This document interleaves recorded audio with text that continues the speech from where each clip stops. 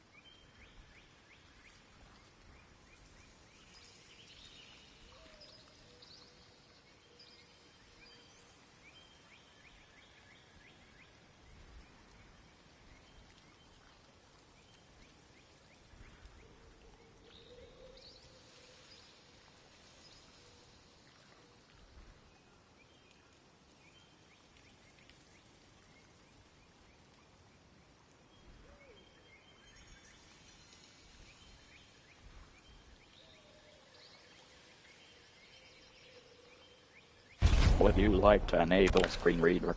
Disable. Cross button select. Up and down. Navigate.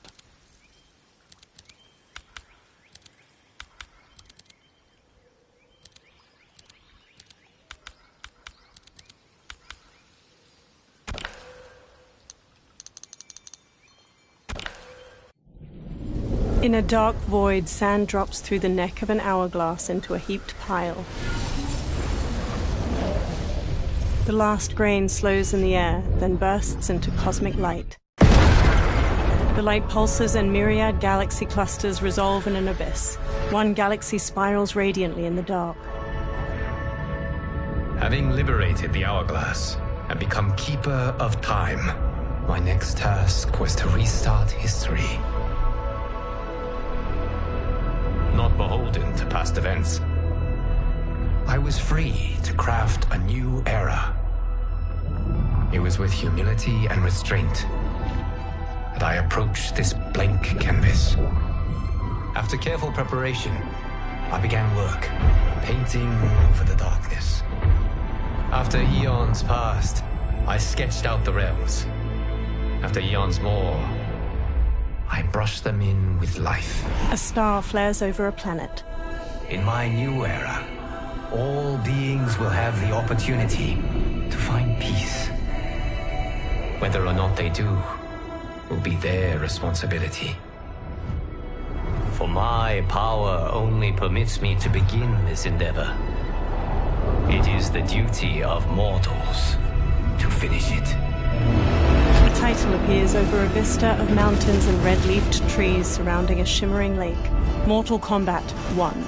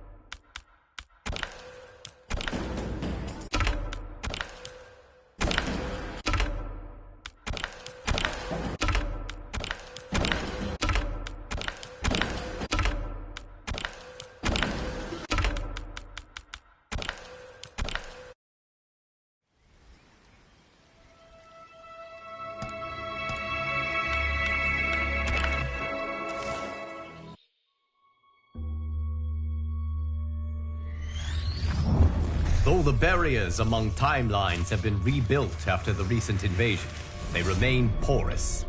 That is why I chose to secretly surveil all of them, to keep watch for potential aggressors. And my choice has proven wise. There is no shortage of malefactors who wish this timeline harm. But with the advanced knowledge I have gained of their plans, I can coordinate this timeline's defenses. These threats vary in nature and severity. but all risk doing critical damage. With skill, luck, and perseverance, these threats will be defeated. The future of this timeline is now in your hands. May the Elder Gods bless your efforts.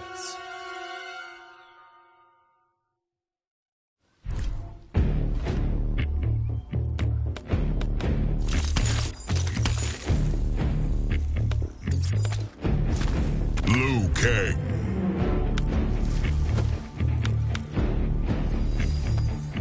Frost.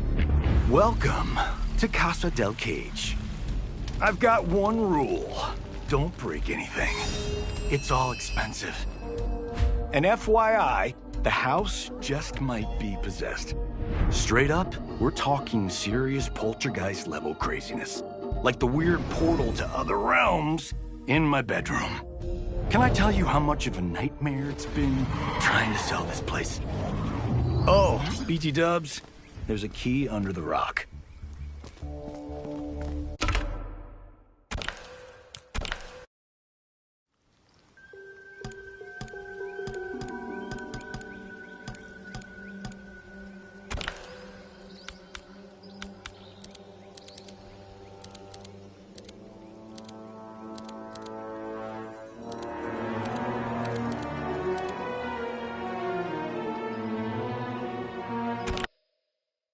Words appear. WB Games presents a NetherRealm Studios production. An old man stands in front of a caravan near a crowd. My friends, your patience is about to be rewarded. For I have saved the best for last. I have recently discovered a cure-all of unrivaled potency. It will soon be on the shelves in every home of Outworld.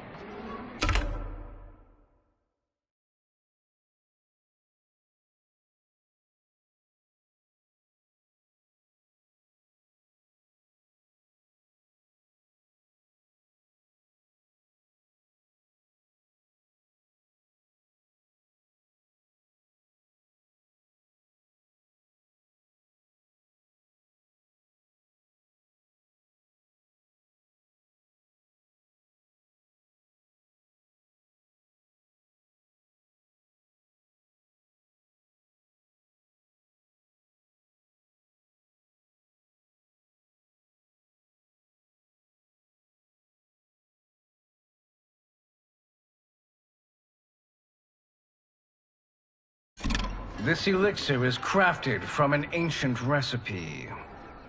It has Patreon flowers, Margovian nectar, powdered teeth of an Arctican dragon.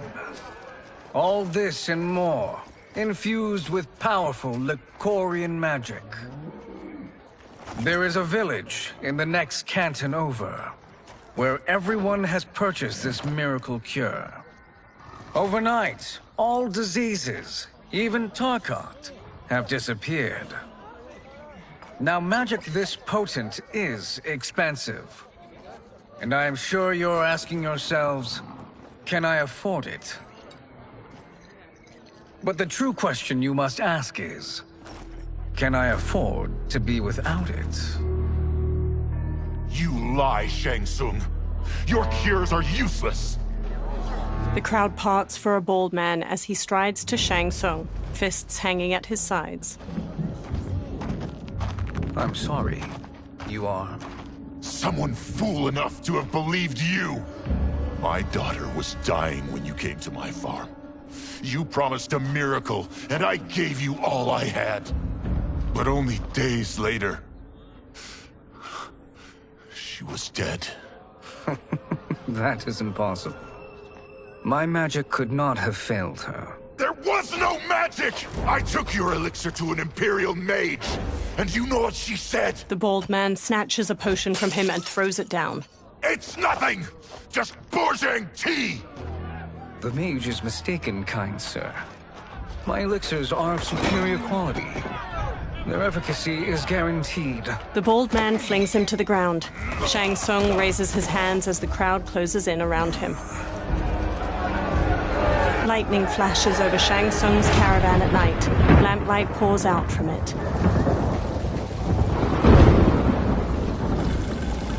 Shang Tsung emerges from a door in his caravan, a small case in one hand. He slowly takes a seat on the small wooden stairway leading from his caravan door. He opens the case, revealing a mirror inside. He squeezes his eyes shut, then reaches for his head. His long grey beard drops to the muddy ground. Shang Tsung regards his reflection, now younger, beardless, and with shorter hair. It is an excellent ruse, your disguise. A woman stands nearby. Backwater folk are far more likely to trust a kindly old man. Here on behalf of a dissatisfied customer. If it's revenge you want, have at it. If it's restitution, there's nothing left. What I want, Shang Tsung, is to elevate you, to make you the great sorcerer that now you can only pretend to be. A generous offer. Why me? You are uniquely resilient. Who else could eke out a living traveling Outworld's hinterlands, selling quack cures and fake magic? A living? It is barely survival. And you were meant for more. To live among kings, not peasants.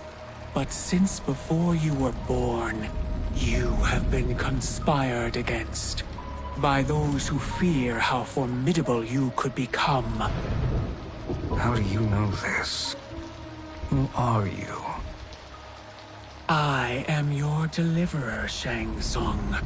Join me, and I will put the realms at your feet. Water streams down Shang Tsung's face as he meets the woman's glowing blue eyes. He smiles toothily. A title appears, Mortal Kombat 1. 3 men wearing sun hats plow a farm by various cottages. Power line towers hang crookedly near them. An ornate building sits on a mountain peak looming behind. This is a good harvest, Kung Lao. Yes. It is a blessing, Raiden. You would rather we starve? No, of course not.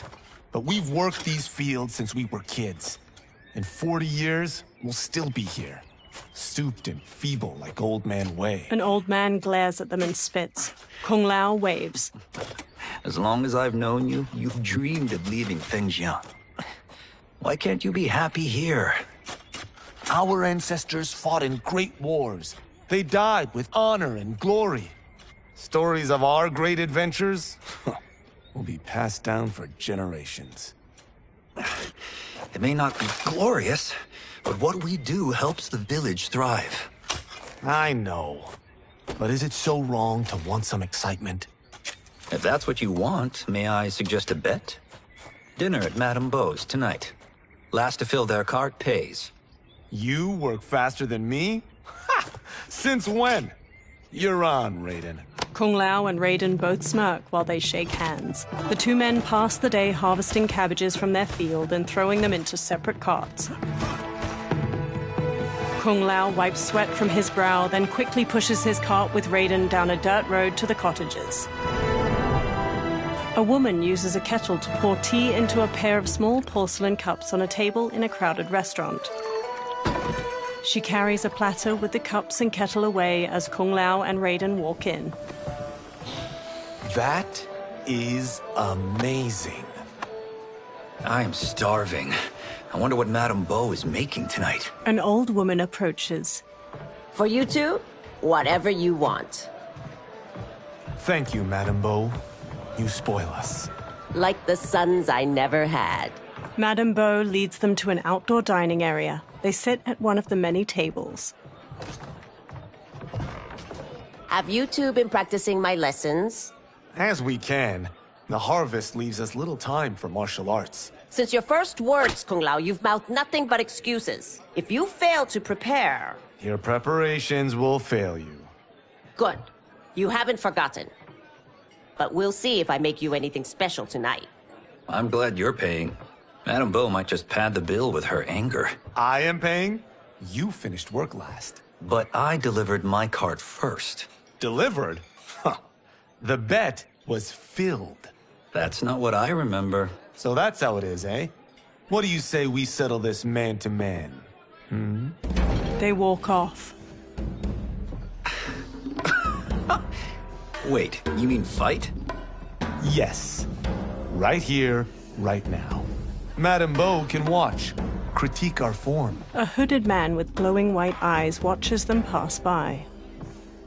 Best 2 out of 3? Fair enough. We must be careful. Madame Beau will kick us out if we break something.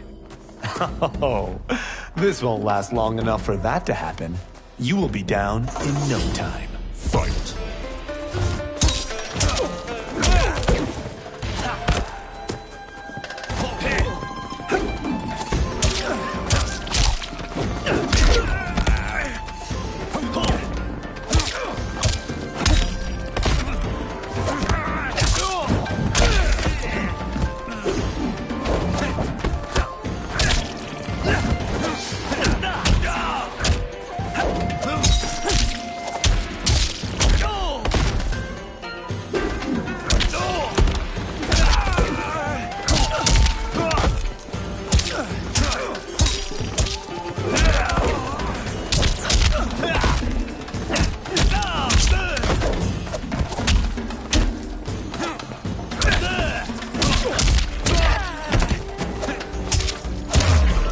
Must we go another round? We both know how this ends.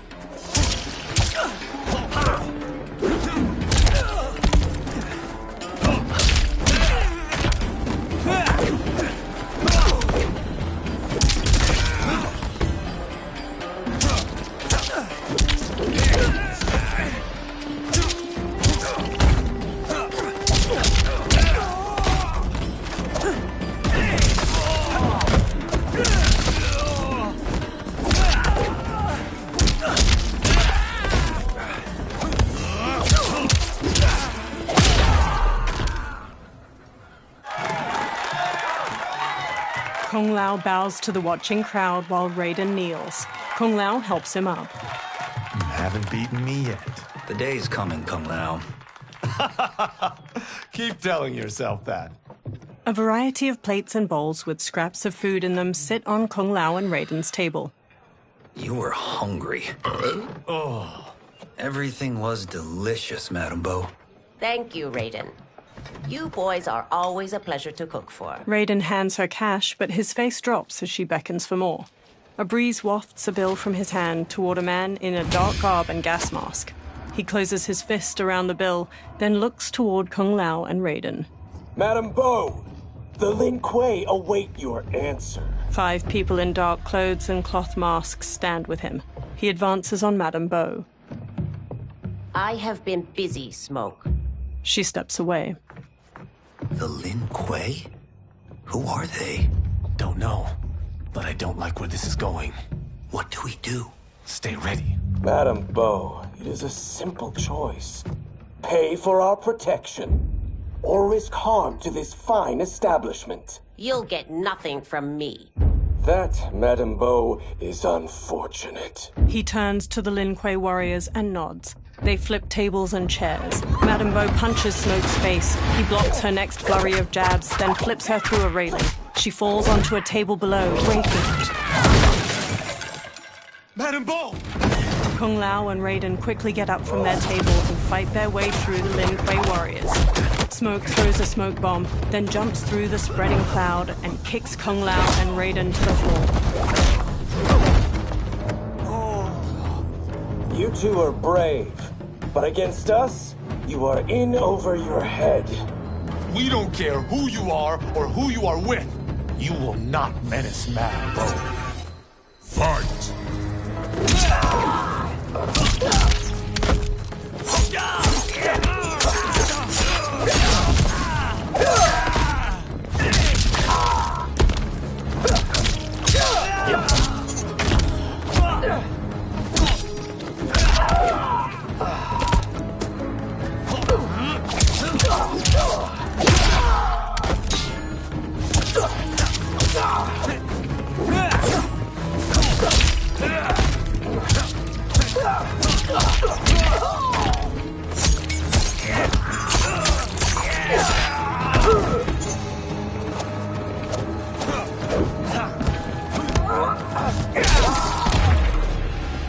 the wrong person to extort, ruffian.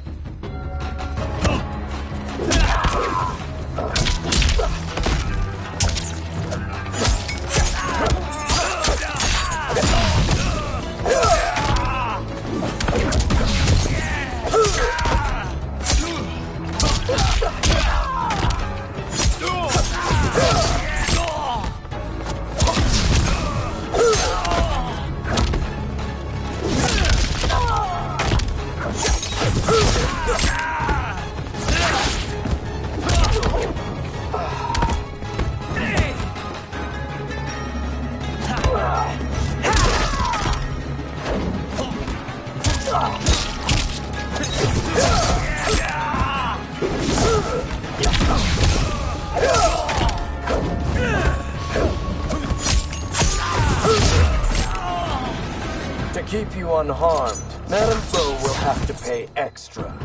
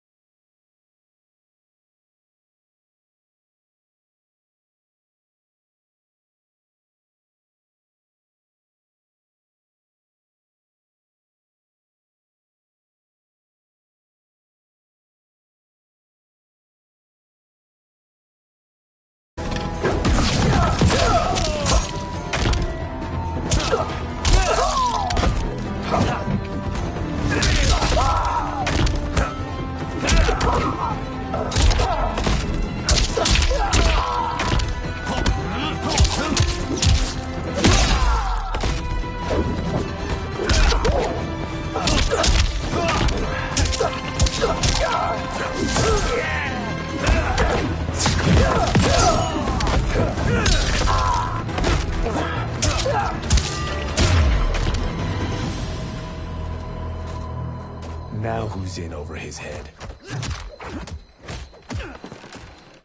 Raiden punches a Lin Kuei, who stumbles back. Kung Lao grabs him, then drops him. This was you? Honestly, I'm surprised too. Come on, let's help Madam. A figure in blue, Sub-Zero, watches from a rooftop. He throws a bolt of ice at their feet. A man in yellow, Scorpion,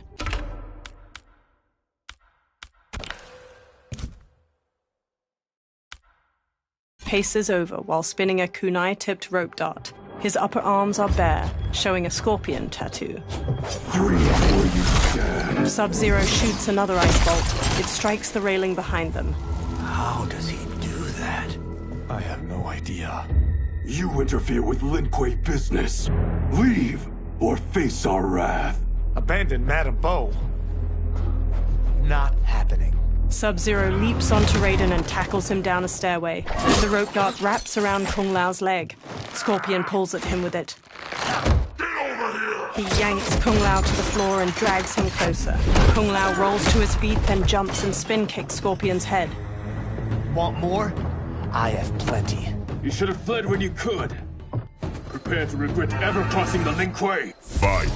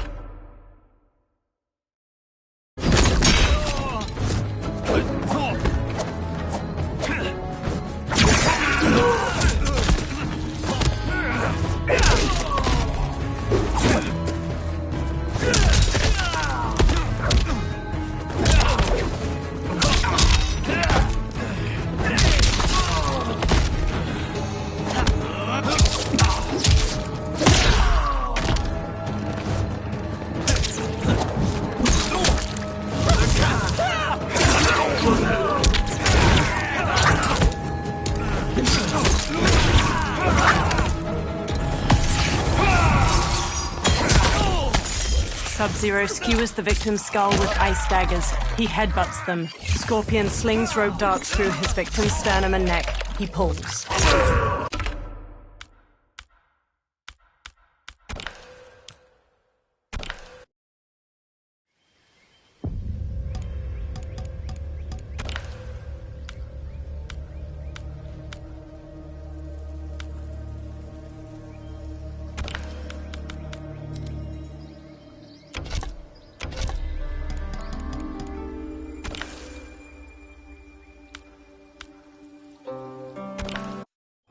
Raiden punches a Lin Kuei, who stumbles back.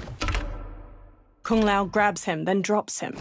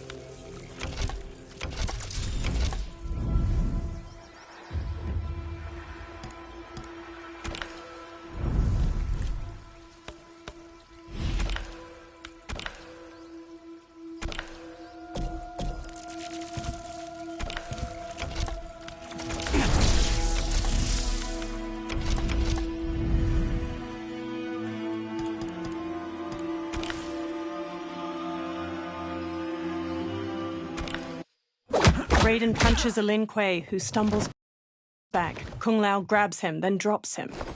This was you? Honestly, I'm surprised too. Come on, let's help Madam. A figure in blue, Sub-Zero, watches from a rooftop. He throws a bolt of ice at their feet. A man in yellow, Scorpion, paces over while spinning a kunai-tipped rope dart. His upper arms are bare, showing a scorpion tattoo. Sub-Zero shoots another ice bolt. It strikes the railing behind them. How does he do that? I have no idea. You interfere with Lin Kuei business. Leave, or face our wrath. Abandon Madam Bo. Not happening. Sub-Zero leaps onto Raiden and tackles him down a stairway. The rope dart wraps around Kung Lao's leg. Scorpion pulls at him with it. He yanks Kung Lao to the floor and drags him closer. Kung Lao rolls to his feet, then jumps and spin kicks Scorpion's head. Want more? I have plenty. You should have fled when you could. Prepare to regret ever crossing the Lin Kuei. Fight!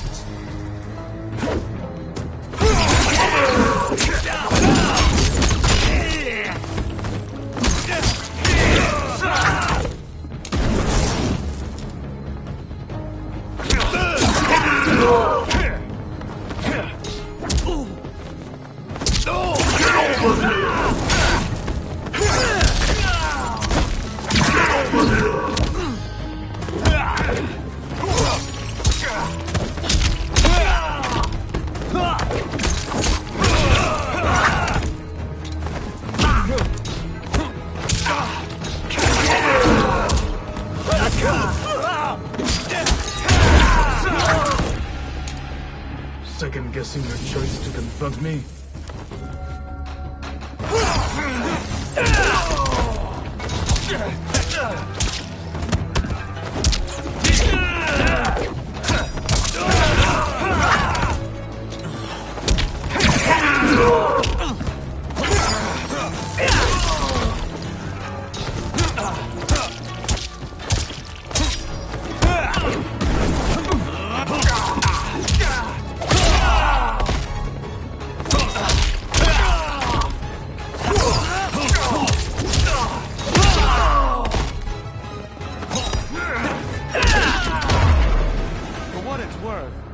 I'm not regretting this yet.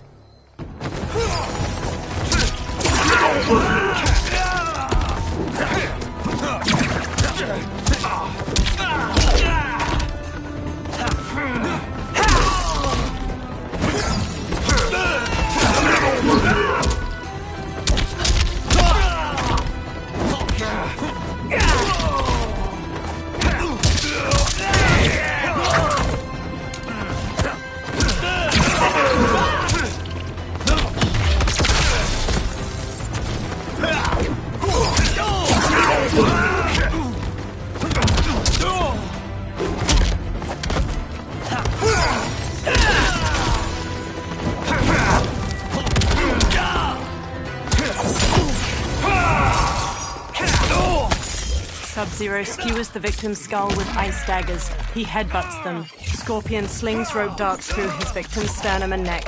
He pulls. Scorpion slams them.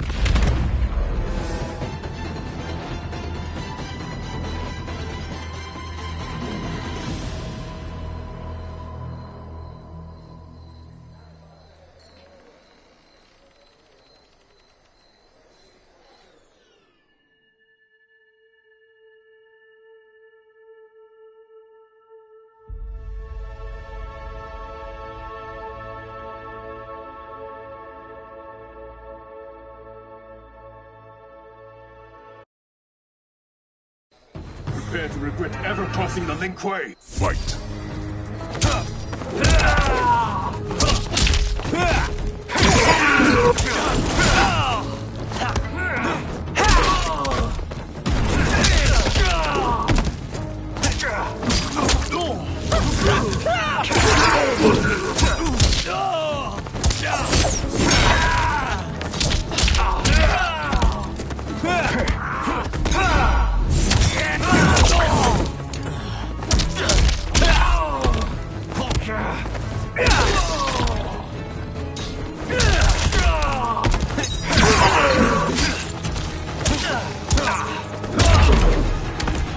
For what it's worth, I'm not regretting this yet.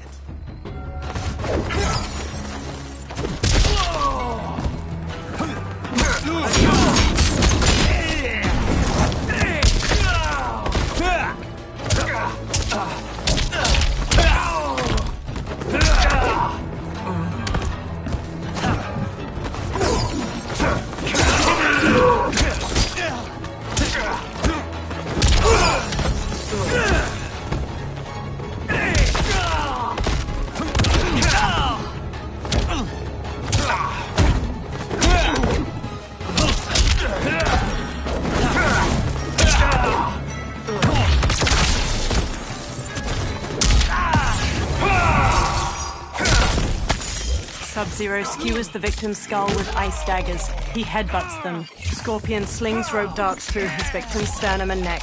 He pulls. Scorpion slams them.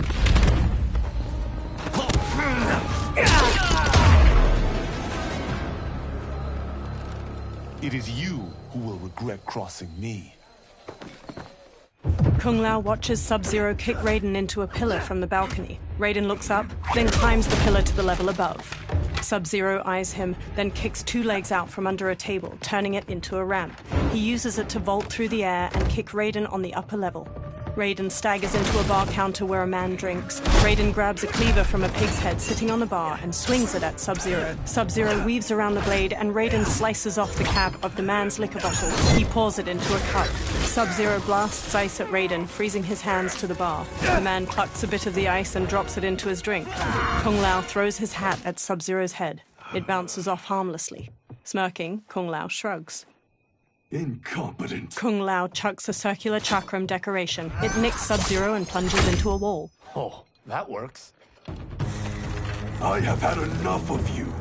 Then go, before I put you down like the rest of your Lin Kuei. You haven't a prayer against the Lin Kuei's Grand Master. Fight!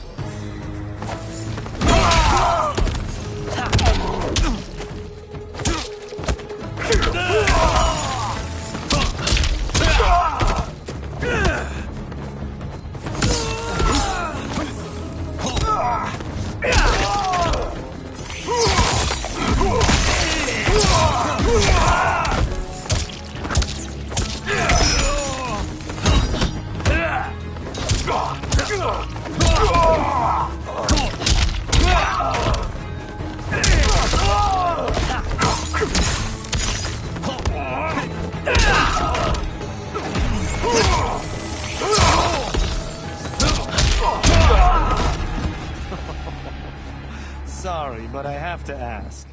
Can anyone fight?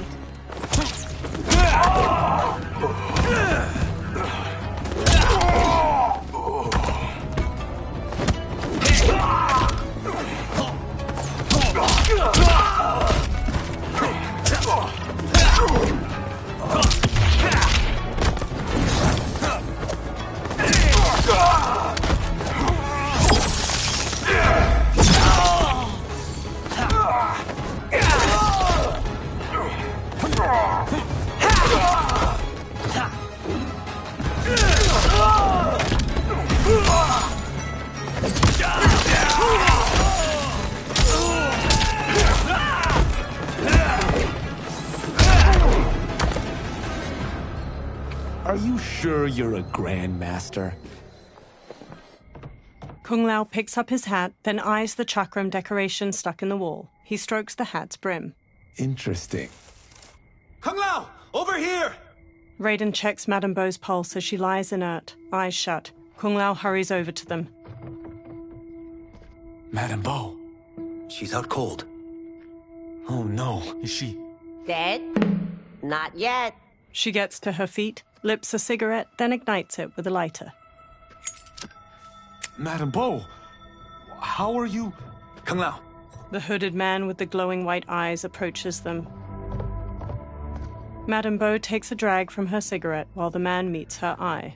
So, Madame Beau, are they ready? A bit thick in the head, perhaps. But they are ready. His eyes are glowing. I am Lord Liu Kang, God of Fire and Protector of Earthrealm. God? Earthrealm? Madame Beau has been preparing you for this moment since you were boys. Today, you have proven worthy of joining my champions. This fight was... a test? Of your ability and character, yes. Liu Kang looks to the upper level. Bihan, Kuai Liang. Smoke, Scorpion, Sub-Zero, and the other numerous Lin Kuei warriors get to their feet. Kung Lao crosses his arms and crinkles his nose as Sub-Zero and Scorpion step to him and Raiden. The others stand along the balcony. Sub-Zero and Scorpion stand on either side of Liu Kang. So these two aren't thugs? The Lin Kuei is a centuries-old clan dedicated to Earthrealm's defense. You keep saying Earthrealm. Don't you mean Earth?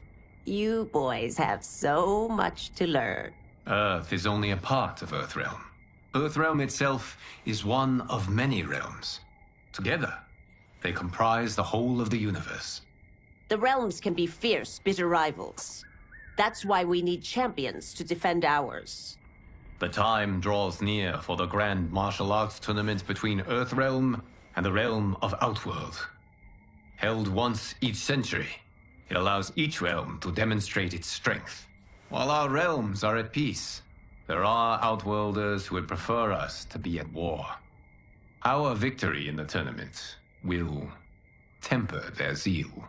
I've taught you everything I can. You must finish your training with Lord Liu Kang. More training? These two couldn't defeat us. What? They were pulling their punches. Had we not held back, you would not have survived. Come. The monks at the Wuxi Academy await to continue your tutelage. I am ready, Lord Liu Kang. And you, Raiden? Li Fengjian? I'm needed here. Earthrealm needs you, Raiden. You'll best serve the village by being one of its champions. I understand. Excellent. I will join you soon. First, there are other champions I must gather. Sunlight soaks through a jungle canopy. A man in a leather jacket and wide-brim hat hacks through the foliage with a machete. Another younger man with a backpack and rifle trails behind him. The men pause. We're off the map. We should go back, recheck the route. It's this way. The man with the hat slices through the jungle as he strides forward. The pair slow to a stop and look out at a massive human skull carved into the front of a stone edifice, a large doorway at its mouth. The temple. The pair move along a ruined stone pathway leading to the temple entrance. They stop near a seated woman. Flies buzz around her. The man with the hat shines a flashlight in the woman's face, revealing her to be a corpse.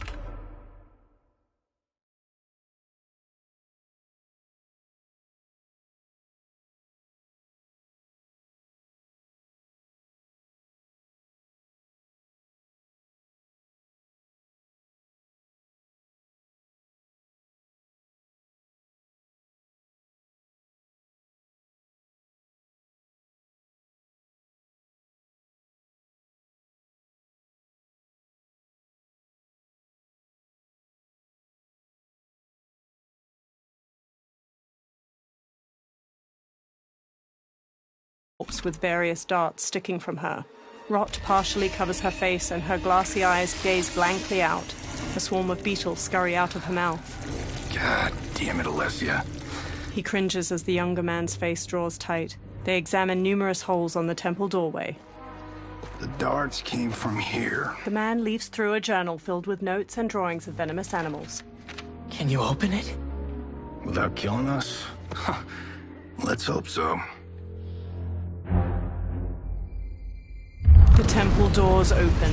Light streams past the two men and into the dusty entryway of the temple. Both turn on their flashlights and step inside. They walk through a broad hall. Thick pillars with human figures carved into them line its walls. They turn a corner. Sunlight floods through ruined parts of the wall to their left, and small weeds rise from cracks in the stone floor. Turn them off. They turn off their flashlights. And we're definitely getting warmer. The pair moves down an aisle hedged in by low walls. Lines of fire flicker along the top of each wall. How are these still burning? Oil bubbles up from the ground. The chamber channels it somehow. They move to a doorway blanketed with ivy at the end of the aisle and pause. The two men hop down a short ledge and continue forward. The man with the hat leads the younger man down a path winding through various tall rock formations. They enter a vast chamber. Metal hooks hang from the ceiling over flames flickering in a central circular dais where the rotting body of a man sits on a throne made of intricately carved stone. He holds an ornate metal shield in one hand and a mace in the other. Karavala! And his shield! What? Silver liquid shimmers around large stones in the floor beyond. So? There's metal in the floor. That's not just any metal. It's liquid mercury. Shit, that stuff's toxic. Fatal. Only step where I step. The man with the hat carefully picks his way across the path of stones, the younger man close behind. The younger man steps onto a different stone and starts to fall. The man with the hat grabs his shoulder. Huh? What did I say? The man with the hat steps back on another stone. It sinks a little. The two men sprint across the stones as liquid mercury floods out of channels and ruined pillars surrounding the dais. The man with the hat reaches the other side. The younger man stumbles, then leaps to solid ground. I'm sorry. Not now. He examines the reflection of a pillar in the liquid mercury surrounding the dais. He eyes the pillar itself. Get out the explosives. That's our bridge? Do this right, it'll fall across. The younger man sets explosives at the base of the pillar. A gnarled hand shoots up from the liquid mercury. Two armored women with tattered bat wings rise up. Kalima? They're real? The Kalima fly toward them. Keep working. I'll take care of the she-beasts.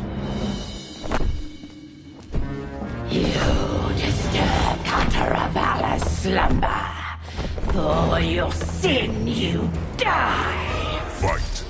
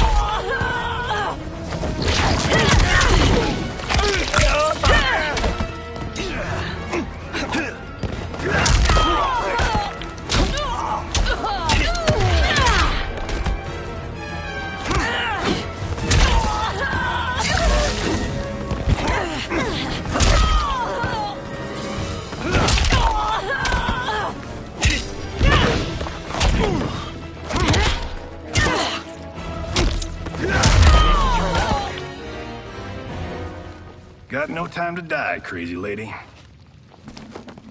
The man with the hat rushes over. You okay? Yes, we ready? The younger man nods and detonates a bomb that blows up a pillar. The pillar falls and they fist bump. Physics for the win. Let's go. They walk across the fallen pillar above the pool of mercury and explore deeper into the overgrown tomb. They stop by the corpse of Kataravala. The man with the hat brushes his hand across its shield. The younger man exclaims, This'll be worth millions. It belongs in a museum. He grabs the shield. The younger man leans in, and Kataravala's face turns. He staggers back and falls into the mercury. He struggles, but the liquid overtakes him. Adam! Kataravala swings a spiked mace. The man dodges and jumps onto the pillar. It strikes the shield and throws him onto the ground. He quickly sits up as it pounces. It chucks away its broken mace. It stalks over. You will not have it. He rises. You don't need it. You're dead. Speaking of which, you just killed my best friend. And I'm not one to forgive and forget. Fight!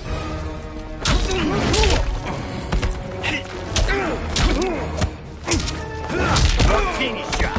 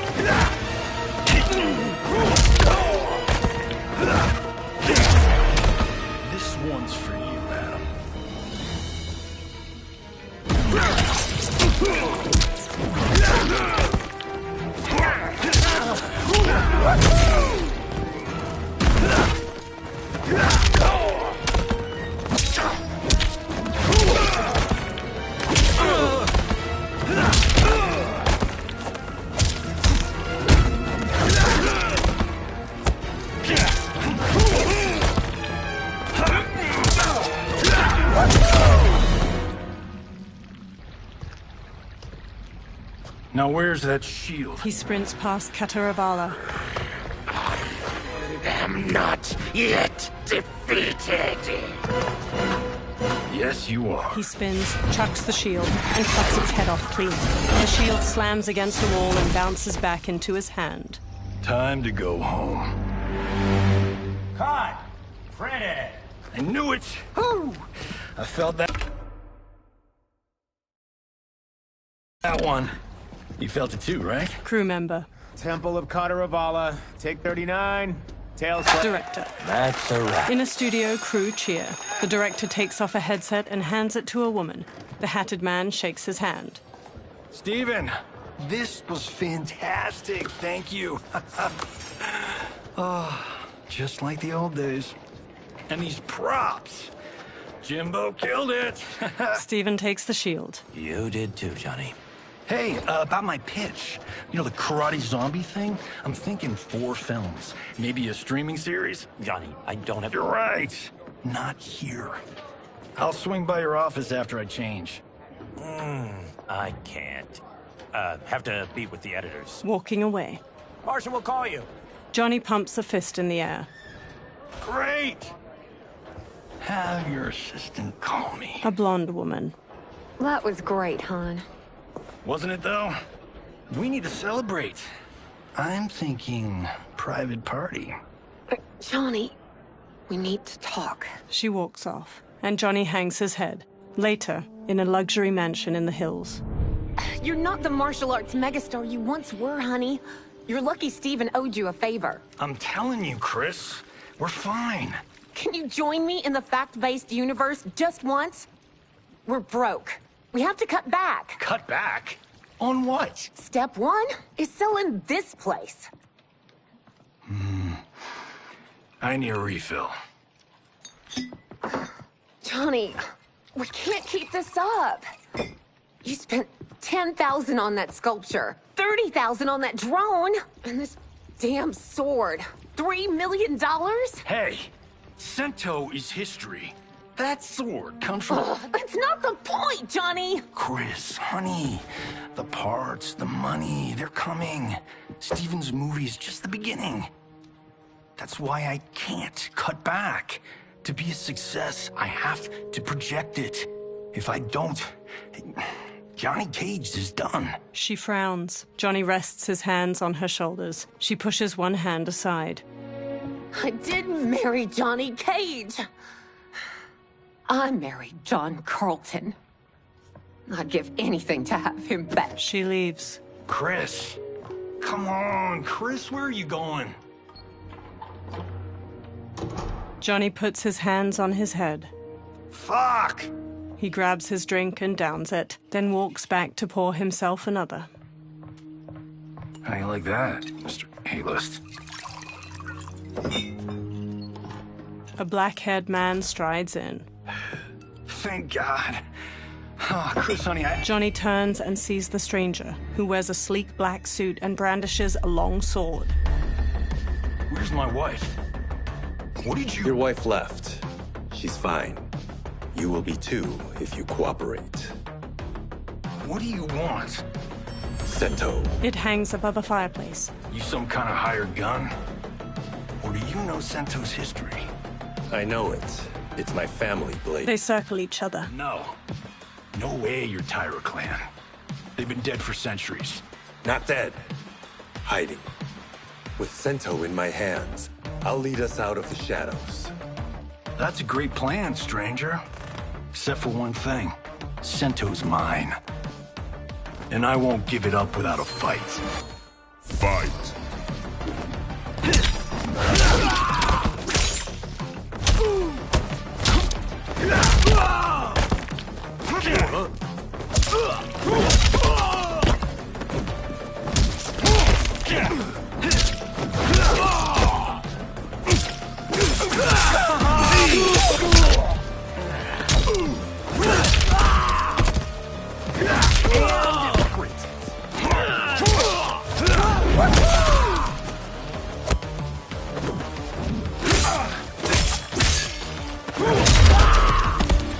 Robbing the wrong house. I am the ultimate home security.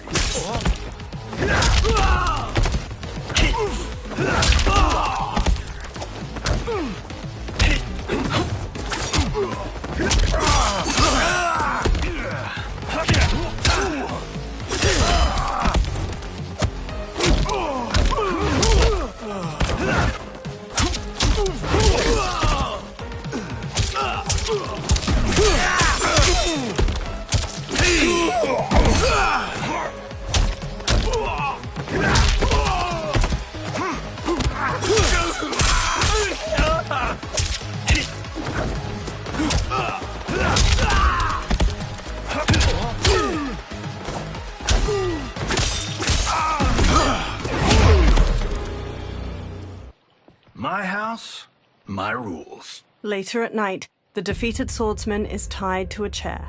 He rouses from unconsciousness, and Johnny sits across from him. So, you have a name or what? Kenshi Takahashi. I knew you weren't Tyra clan. You know nothing, Cage. 400 years ago, the Tyra clan were one of Japan's first families. They lost Sento after getting slaughtered at the siege of Aomori. There were survivors. They hid themselves by shedding the name Tyra for Takahashi. They joined the Bakuto for its protection. The Yakuza's predecessors. From first family to crime family. I will break us free of the Yakuza's corruption. Reclaim our name and our position. But my clan won't follow me unless I prove that I can lead. That's why I need Sento. And that's Malibu's finest. He walks toward the door. It's a great story. Bullshit. But great. You should seriously consider becoming a screenwriter. Liu Kang, Scorpion, and Sub-Zero wait outside. What in the actual fuck? Good evening, Johnny Cage. I am Liu Kang, protector of Earthrealm. May we enter? Nothing's being shot here tonight. You sure you're in the right place? Yes. We come on a matter of grave importance.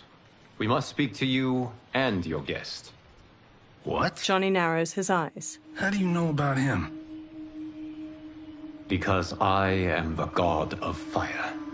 Chris, you vixen. Nicely done. Sure. I'd come right in. Glowing eyes are a nice touch. They approach Kenshi, who remains tied up beside an indoor pool. Kenshi Takahashi.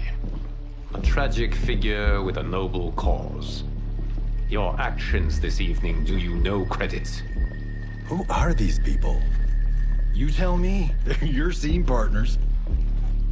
I also know of your struggles, Johnny Cage. I am here to offer you both a path forward. Dun, dun, dun. Oh, come on, guys, let's call this. Chris was a doll to set this up, but as pranks go, this one's a bit obvious. This is no prank. Bihan, Kuai Liang, if you please. The blue-robed Sub-Zero starts to untie Kenshi. All right. I'll play my part in this martial arts LARP. The missus ought to get what you paid for. Okay. Hey, you... Hey, you! Get your damn hands off him. I said, get your hands off. Johnny grabs him, but Sub-Zero kicks him across the room. Johnny slides into a table with a $10,000 sculpture on top teeters and falls. Scorpion. Was that necessary, brother? To put him in his place. That was a Hichuli. One of a kind. He stands. All right, I don't care if this is a damn prank. You crossed the line. Fight!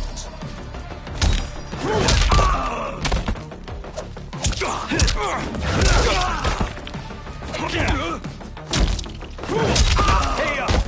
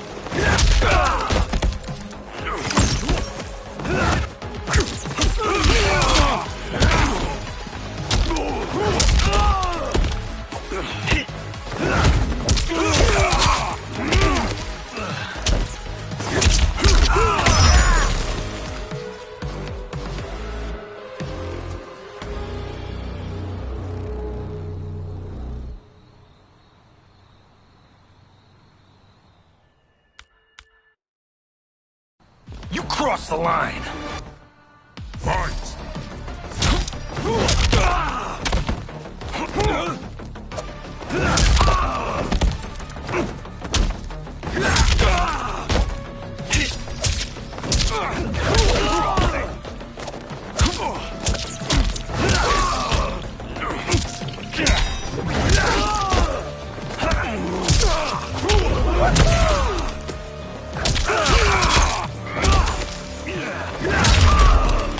You guys need a better fight choreographer.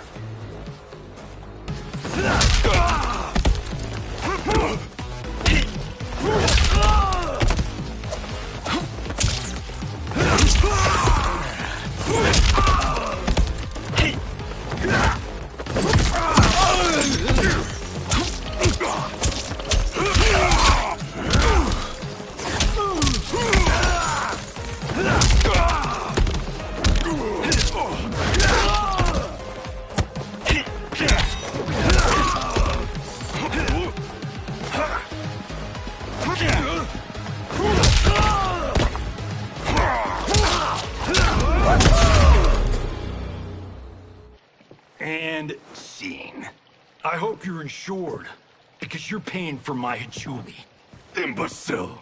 You have no idea with whom you're dealing. Liu Kang bursts into flames. The flames dissipate. That's no special effect. Indeed, Johnny Cage. Johnny shifts his footing and glares. Kuai Liang. Scorpion bows. Okay, let's go back to one here. Who are you again? Lord Liu Kang, protector of Earthrealm, god of fire. Well, that last one tracks. But what's an Earthrealm? All will be explained, Johnny Cage. For now, what is important is that you both have been chosen to join its champions. Why him? Or me, for that matter. Because I have faith that you will rise to the challenge. And because your service will change the arcs of your lives. Johnny eyes Kenshi. Later, men spar in a sunlit courtyard. Mountains surround them, and lion statues border the entrance to the courtyard. Red pagodas are situated nearby, and cherry blossoms are in full bloom.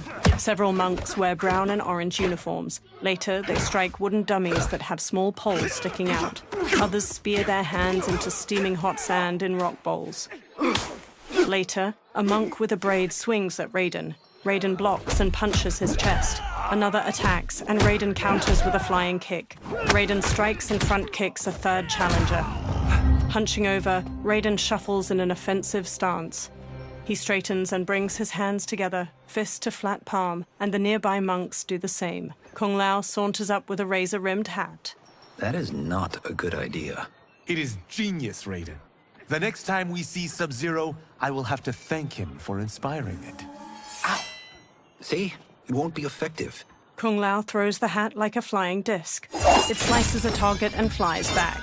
He catches it by twirling a finger inside it. Maybe it's too effective. Johnny walks up. We just need to get on with it. I've been cooped up here for months. I can't base a cinematic universe on Outworld's monsters and magic if I don't ever see them. Kenshi joins. That's why you're here? Liu Kang said this gig would change the arc of my life. That's how it gets done. My ex will rue the day she gave up on me. So selfless. Oh, please, Tattoo. You're just here to get your sword back. We all have our reasons for being here. Some better than others. But we are not here to fight among ourselves. We are here to fight for Earthrealm. It's about damn time. Liu Kang steps out. And today, one of you will be chosen to fight for it at the tournament. Only one of us, Lord Liu Kang? Isn't Outworld fielding several champions? The tournament's rules give the host realm that advantage. And it is Outworld's turn as host. You know, I don't know why I've never asked this, but, what's our record at this tournament? Earthrealm and Outworld have long been evenly matched. But Outworld is gaining strength. Should it win, its more militant factions will be emboldened. I thought you admired Outworld. It is a place of great knowledge, wealth, and beauty. But our realms do not share goals and beliefs. We coexist peacefully, because Outworld respects our strength. Should we show weakness, our rival will become our enemy. I will not lose, Lord Liu Kang. First, you must win the right to represent us. Whichever one of you outlasts the others will be chosen. He sits on a chair in the middle of the courtyard, and every man except the four kneel. Raiden, step forward.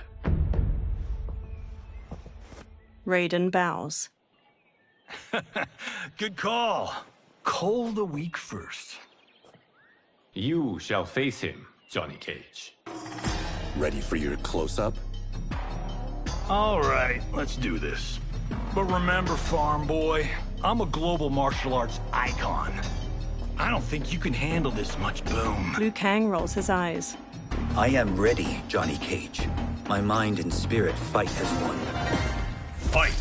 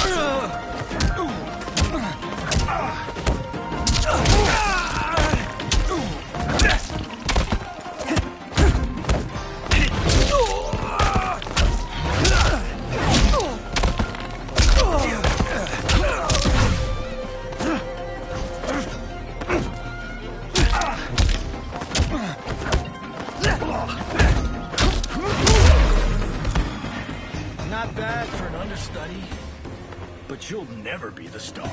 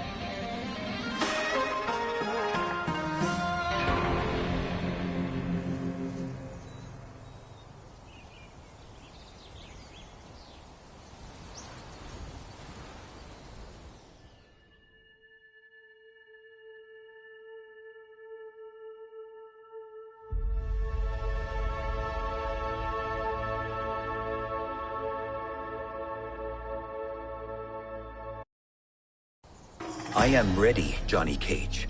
My mind and spirit fight as one. Fight!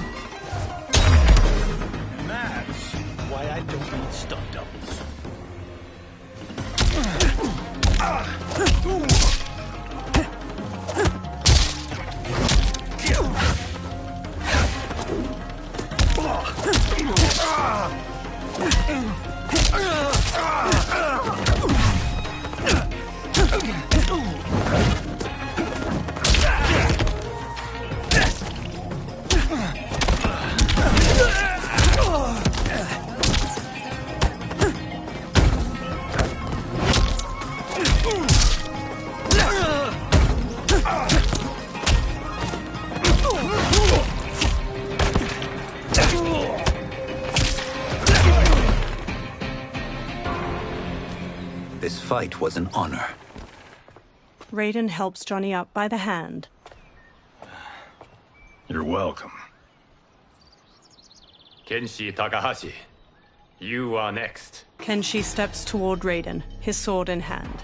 He shoots a hard look at Johnny as they walk past each other. You have skills, Raiden, but you're inexperienced. Whatever experience I lack, I make up for in heart. It's nerve, not heart, that wins fights. I should know. I've been in hundreds of them. Fight!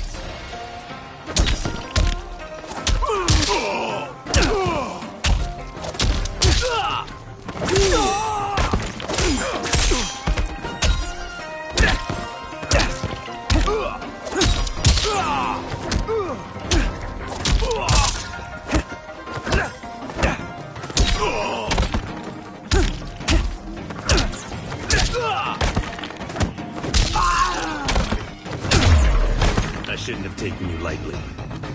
I won't do it again.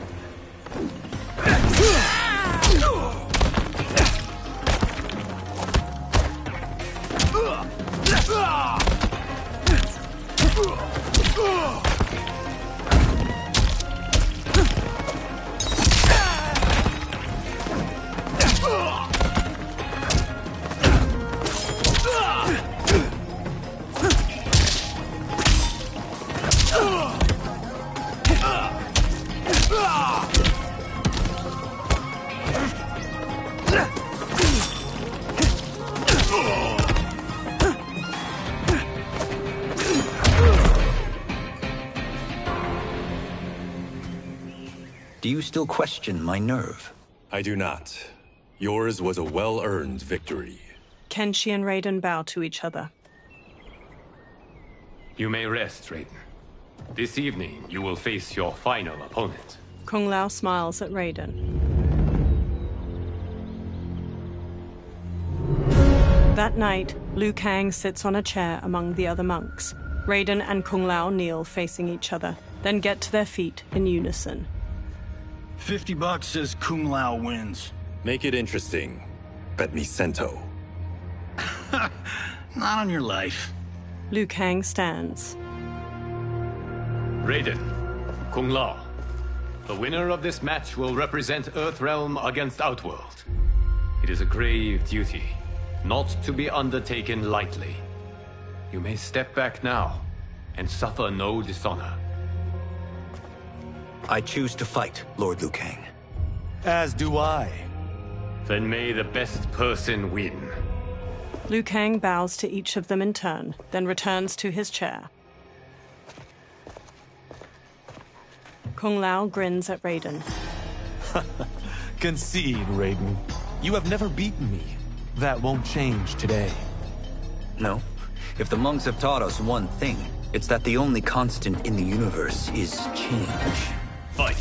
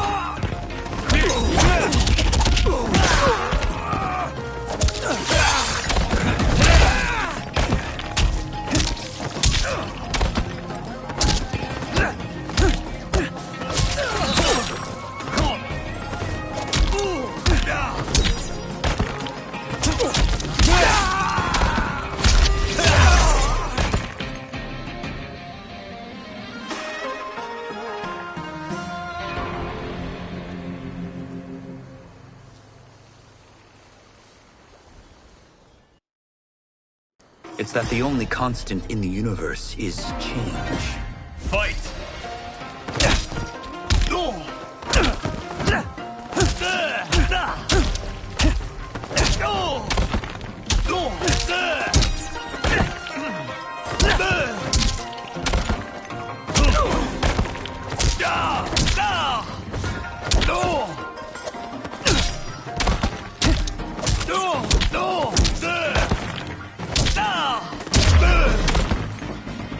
That was pure luck.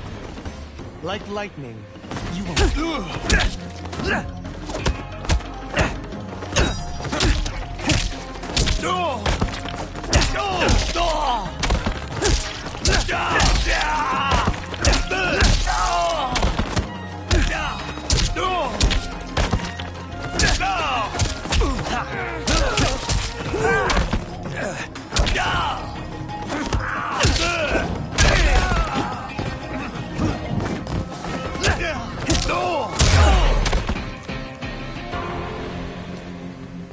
There is a first time for everything, Kung Lao.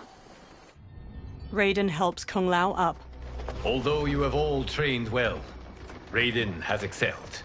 This outcome does not surprise me. Kung Lao hangs his head. How could I have... He gathers himself. Congratulations, Raiden.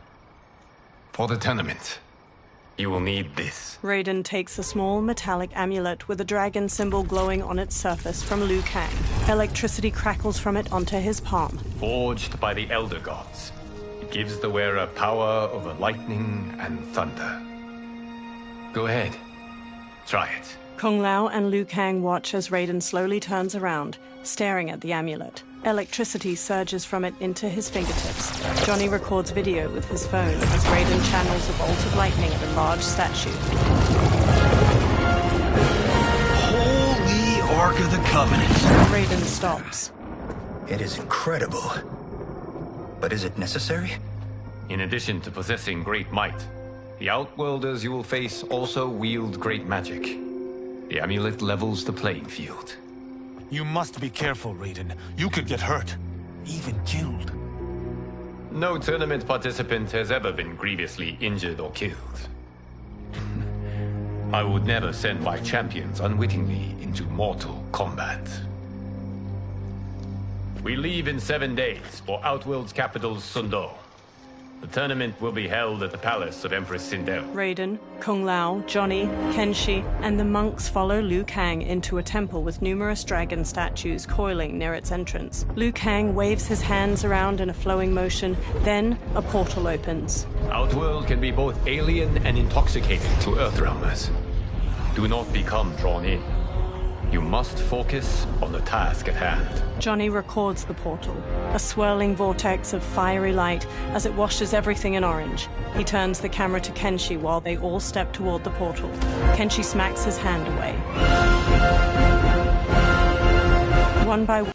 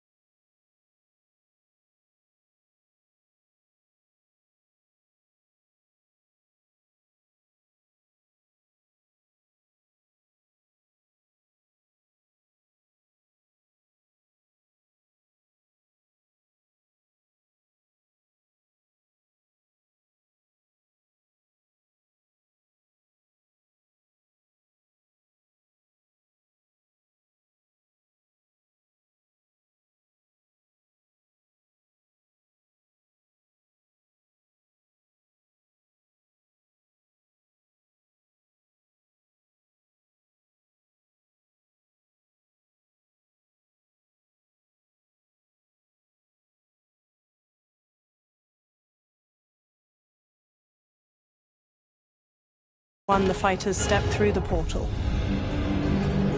Blue, white, and purple light flows out of a tall stone gate like mist. Liu Kang and the others emerge from it and enter a courtyard filled with lush greenery and flowers. Johnny smirks as he records their surroundings. Toto, I have a feeling we're not in Kansas anymore. 2 women approach them from a row of others wielding spears. My. Are those? Empress Sindel's daughters, yes. He casts Johnny a look.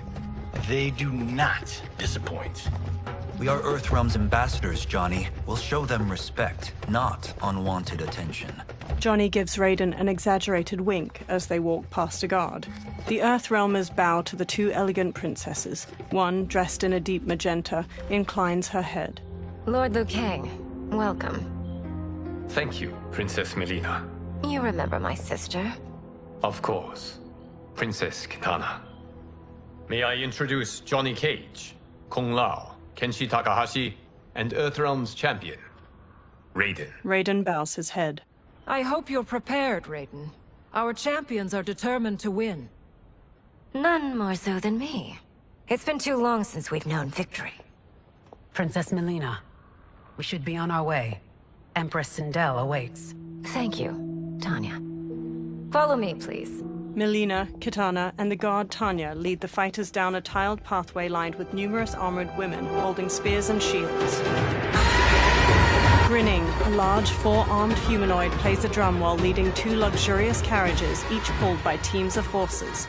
Groups of spear women march alongside them as they gradually travel down a broad path hedged in by buildings made of bamboo and wood.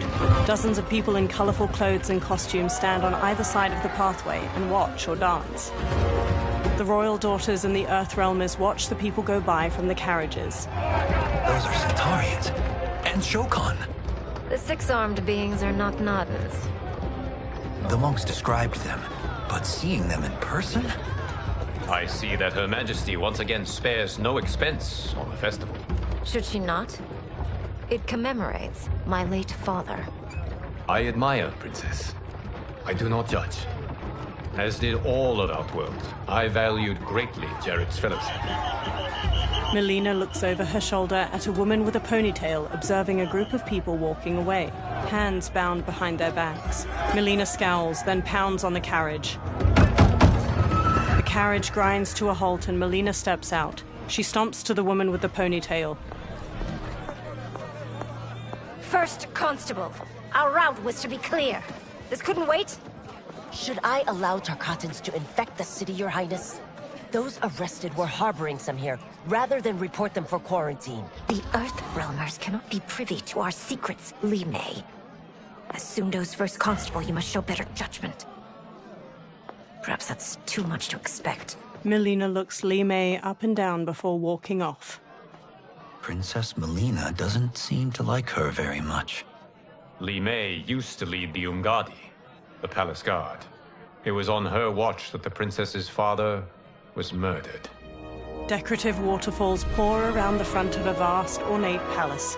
The Earthrealmers stand inside a throne room crowded with Outworlders. Worry expends energy for no purpose, Raiden. But the tournament, if I lose... Focus on your actions, not the outcome. It is all you can control. A large, armored humanoid with 2 twisting horns approaches. He shoulders his way past onlookers. Red alert. Incoming stock villain. General Shao. Do not let him goad you. General Shao stops before the warriors.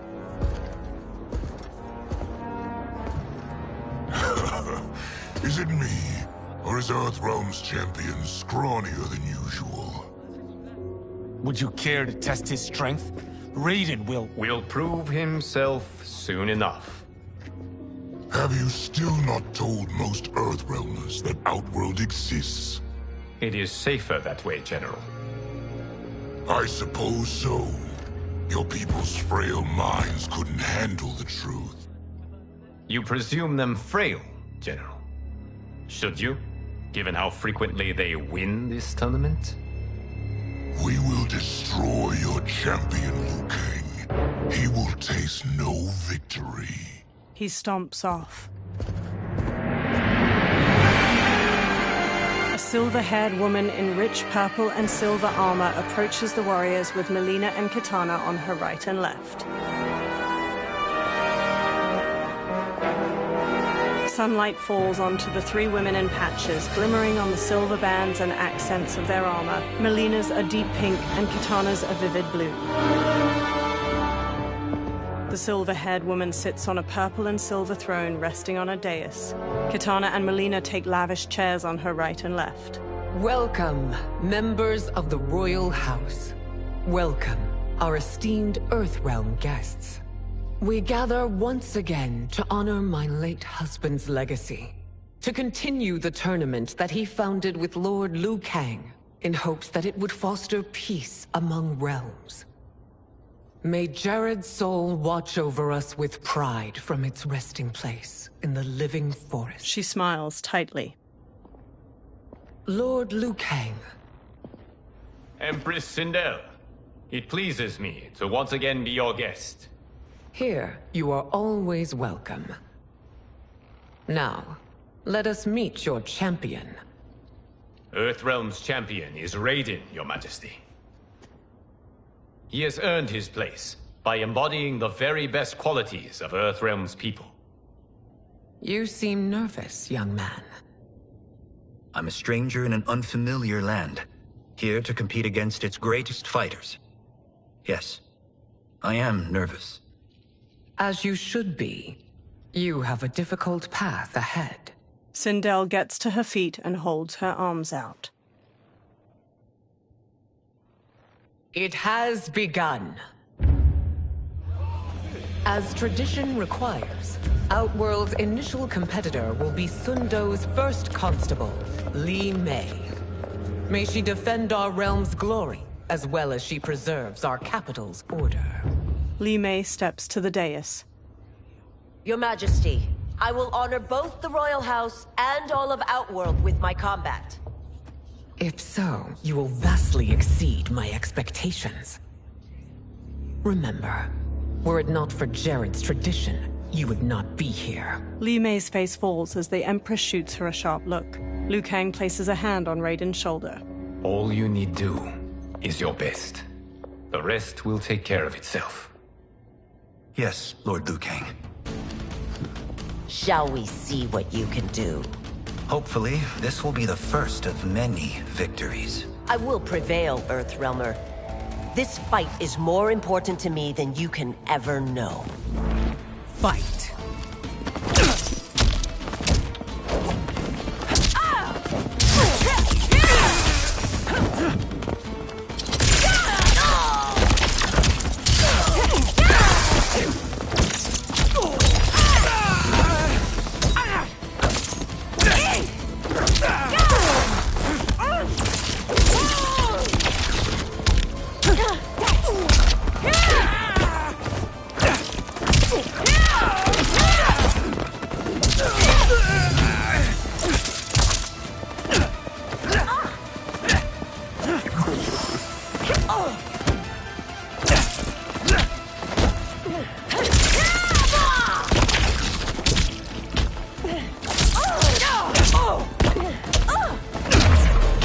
I will admit it.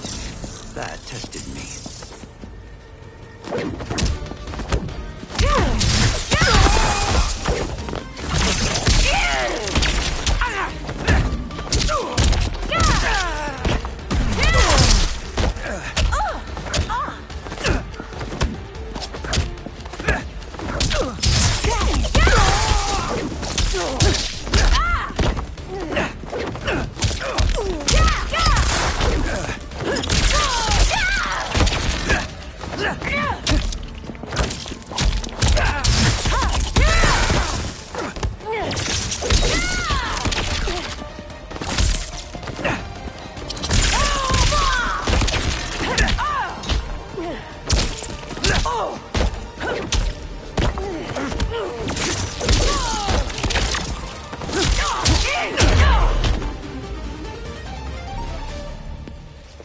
Thank you for the match, First Constable. Li Mei rigidly bows to Raiden. He bows back. Li Mei turns and leaves the throne room. The spectators huddle together as they watch her go. Raiden stands before Sindel's dais. My compliments, Raiden, on a well-fought match. We'll see how you fare in the next. General Shao, whom have you chosen as our next competitor? Your Majesty, I have chosen Reiko, my second in command. As a boy, Reiko was orphaned during the Kafala War. Though captured, his spirit remained unbroken. He scratched, clawed, and survived. After the war, I took him in, molded him into the perfect soldier. Few others are as well versed in the ways of war. Reiko stands near Raiden and performs a combination of elbow strikes, knees, and punches before jumping and spin kicking. He glowers at Raiden. In whose army have you served? In what wars have you fought? I have done neither. Then you are woefully unprepared, Earthrealmer. This will be your last battlefield. Fight!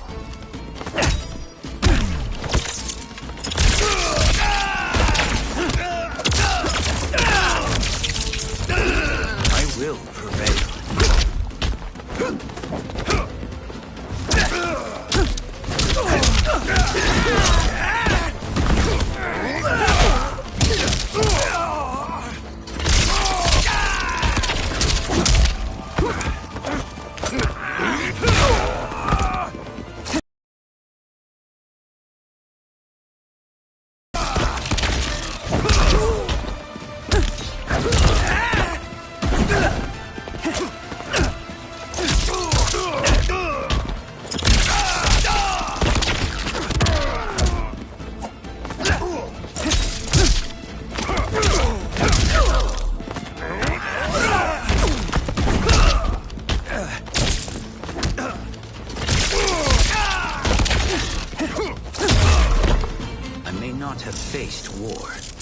but I am a warrior.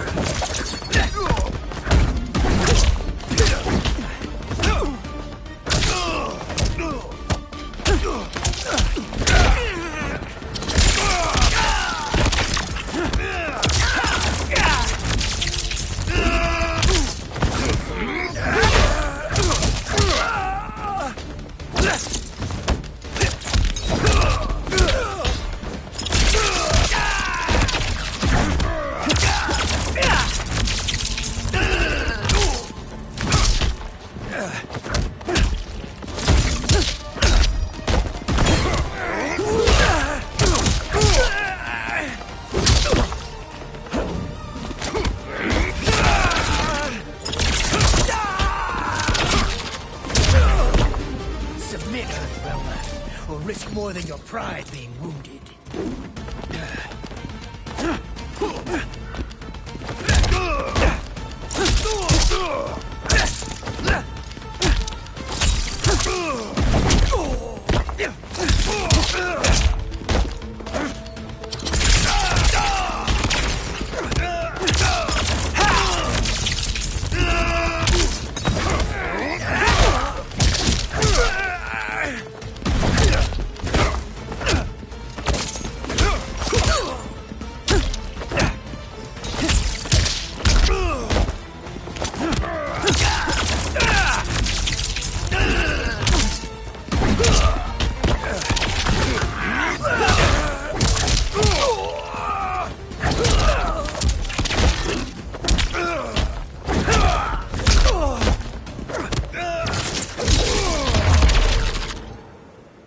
Raiden lowers his hands. Felled by a simple farmer. General Shao curls his lip and walks off as Raiden turns to Sindel. I am ready for my next opponent, Your Majesty. Whom shall I face? Patience, young man. She stands. We are adjourned until first light. I hope to see you all at this evening's banquet. The Empress smiles softly. That evening, Kung Lao wolfs down food beside Kenshi. They sit at one of 3 large banquet tables in a broad courtyard. Sindel sits at the head table. Strange plants glow with soft purples and blues behind her. General Shao and Reiko gape at Kung Lao as he rapidly eats and drinks wine. Johnny sips wine near Katana. I'm sorry, you're 10,000 years old?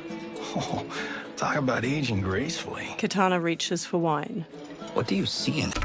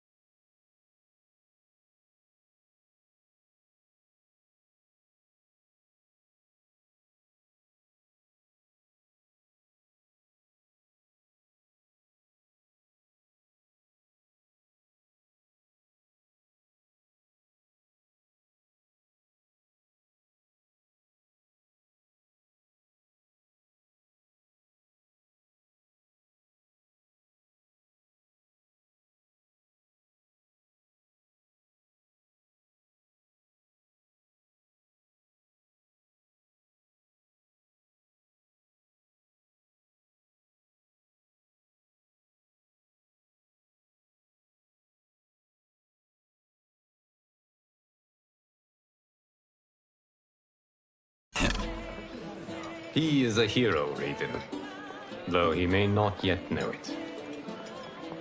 Do you recognize everyone here? Most, yes. From your descriptions. Except for him.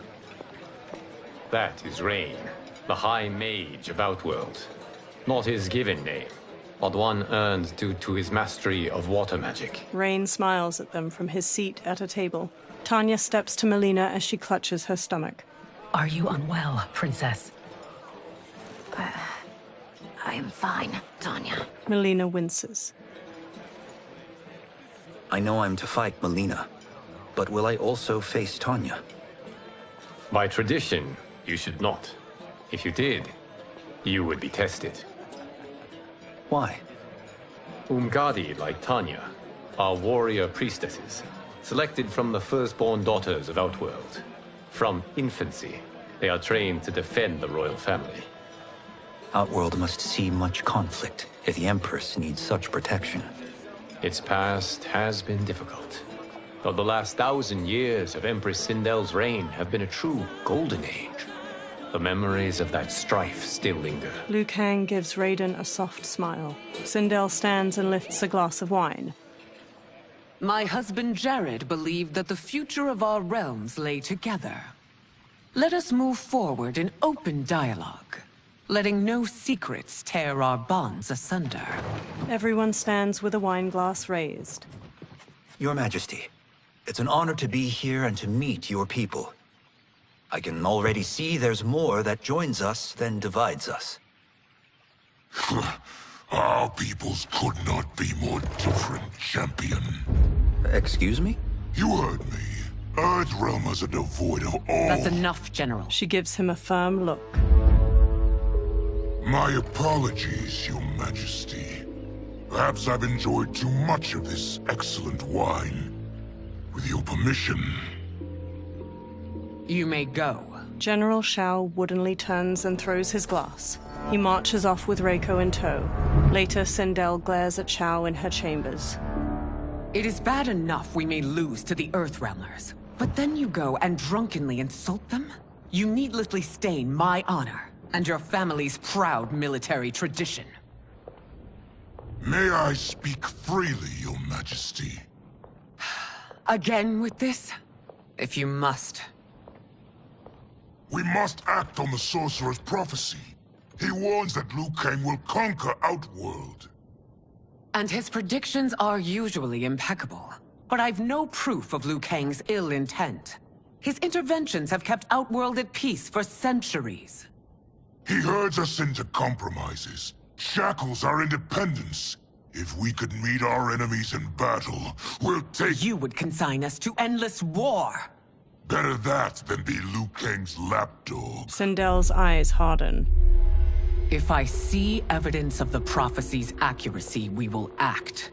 But only then, and only at my command. Did not your illustrious father teach you that war is the last resort, not the first? He did, Your Majesty. Do not forget that, General. She glares at him, face to face. Come. Melina and Kitana open the chamber's doorway and enter as General Shao leaves. You asked to see us? I saw what happened this evening. There was nothing. Something I ate. Was it? I can't chance it, can I? If you fight tomorrow, the symptoms of your disease could manifest. Kitana will take your place. What? There are already whispers she should replace me as your heir. This will make them screams! Your illness is your fault. Why you left the palace that night unattended is still beyond me. I just needed time alone, away from all this. I never thought that... That's your problem, Melina. You never think. A mother is only trying to protect you, sister. If your disease becomes known, you will be banished to the wastes. For you to hold the throne, we must keep your secret. Melina pulls her arm away from Kitana's hand and strides out of the room. The next day, Sindel sits in a lavish chair in the courtyard. Raiden stands before her. You continue to surprise Raiden. Among others, you have defeated Kotal, Motaro, and Shiva. Only 2 fights remain. Are you ready, Earthrealmer? I am, Your Majesty. Then next, you face my daughter, Kitana. Kitana strides to them. Liu Kang steps between her and Raiden. Your Majesty, this is unprecedented. Raiden's next opponent should be your heir. Melina is unavailable. She's away on pressing Imperial business. But I have not prepared him to battle Kitana. He's already demonstrated great skill. Can he not improvise? Do not worry. I can do this. Very well. I will be no easier to fight than my sister, Earthrealmer. I suffer under no such delusion, Your Highness. I will win this fight. For her, my Empress, and all of Outworld. Fight!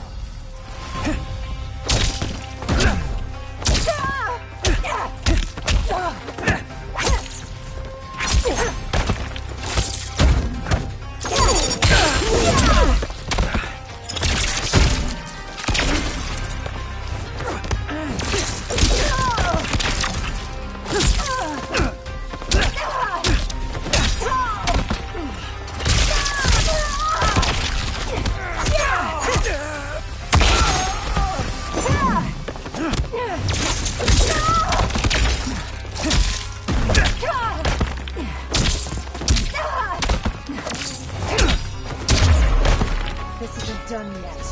Face me!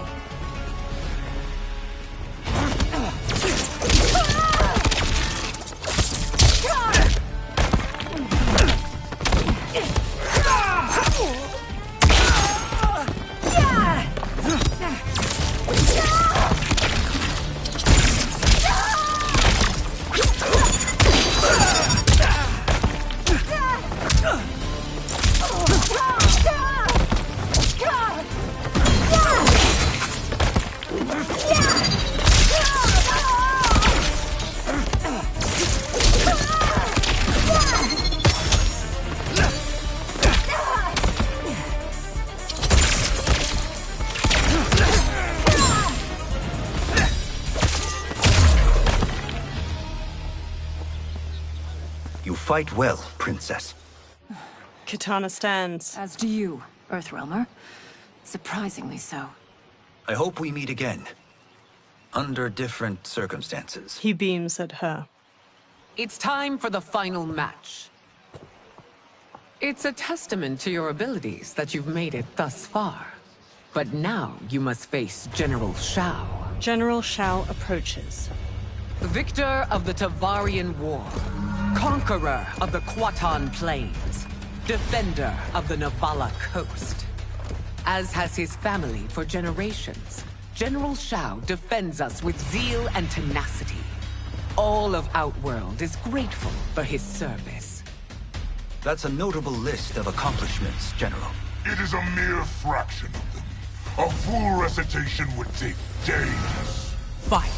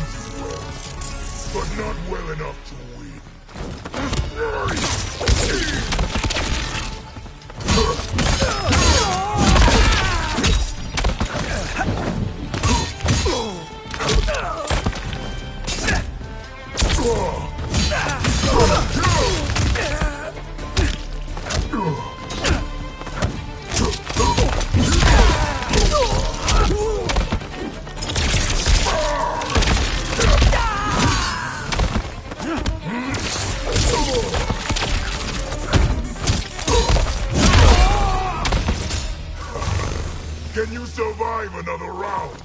Or should we end?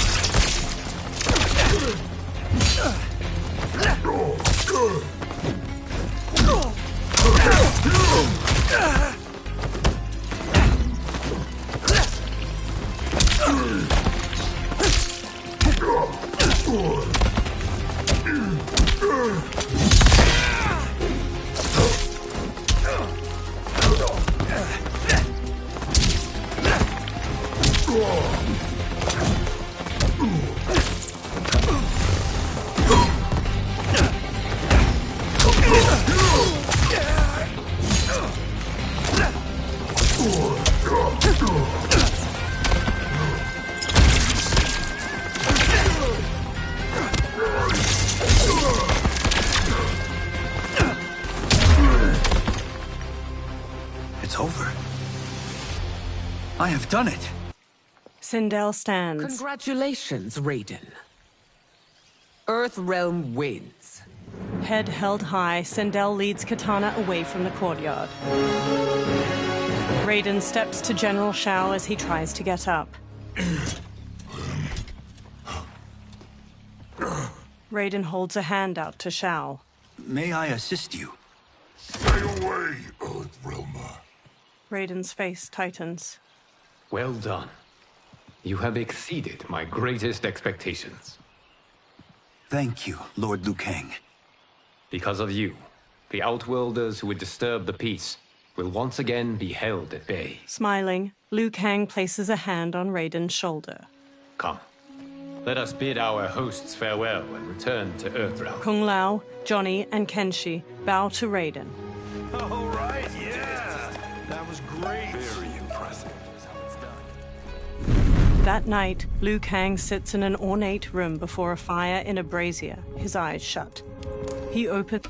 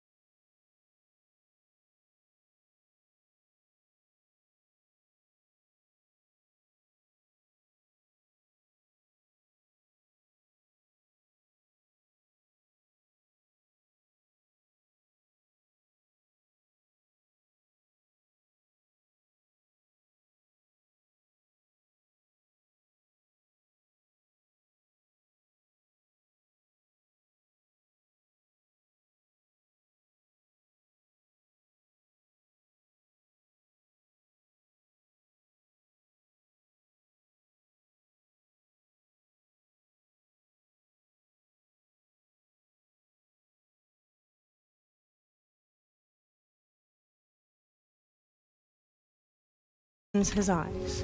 Sand whirls on the other side of the room. It resolves into a dark-skinned man with glowing eyes and a bald head. Geras, my old friend. It's been eons. It's good to see you.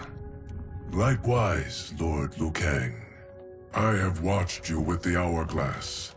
You are relishing your role as Earthrealm's protector. It suits me far better than being Keeper of Time ever did. I never wanted to replace Kronika. Being history's architect drove her mad. I had no wish to share her fate. Which is why I am forever grateful that you volunteered to safeguard the Hourglass. Despite my having relinquished its power, the new era has unfolded as it should. Geras takes a Jaguar figurine from a shelf. You created me in your own image. Duty is my highest calling. While I am glad you are here, you are not one for social calls. Is there trouble with the Hourglass? With something it has shown me. What, Geras? When you restarted history, you altered the destinies of certain malefactors to neutralize them. At least one of them is defying that destiny. Shang Tsung. Go on. He has escaped his meaningless life and is on his way to becoming a powerful sorcerer. He has already infiltrated Sindel's court. I saw no sign of him during the tournament. But if that snake is in Sindel's ear... Your vision of peace may already be compromised. I appreciate this warning, Geras. I will investigate. Please return to the Hourglass and see what else you can learn. The next day, Kenshi looks at a drawing of Shang Tsung with Johnny and Kung Lao. So we find him in Outworld and bring him here for questioning? Yes. If what I fear has happened, he is a grave threat to the realms.